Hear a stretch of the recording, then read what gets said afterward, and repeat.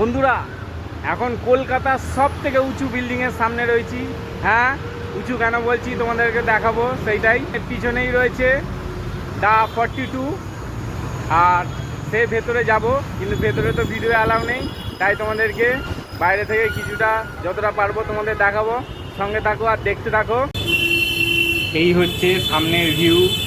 দেখো, সামনে ঘাস দিয়ে পুরো একদম কি সুন্দরভাবে সাজানো রয়েছে গার্ডেনটা।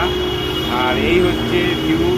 আর কলকাতা কেন বলবো, ওয়েস্ট বেঙ্গলের মধ্যে সব থেকে উঁচু বিল্ডিং এখনও পর্যন্ত এইটা রয়েছে। এটা হচ্ছে চৌরঙ্গিতে। আর সব থেকে ভালো ভিউ দেখো, এখন তোমাদেরকে দেখাচ্ছি।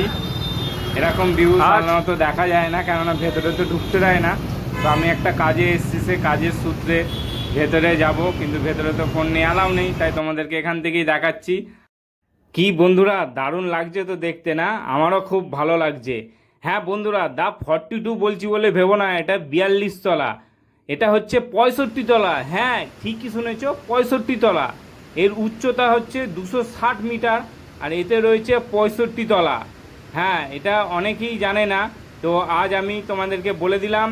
তো এই ভিডিওটি কেমন লাগলো অবশ্যই জানিও, আর বিল্ডিংটি কেমন তোমাদেরকে দেখালাম সেটাও অবশ্যই জানিও। তো আসছি পরের কোনো এক ভিডিও নিয়ে। টাটা।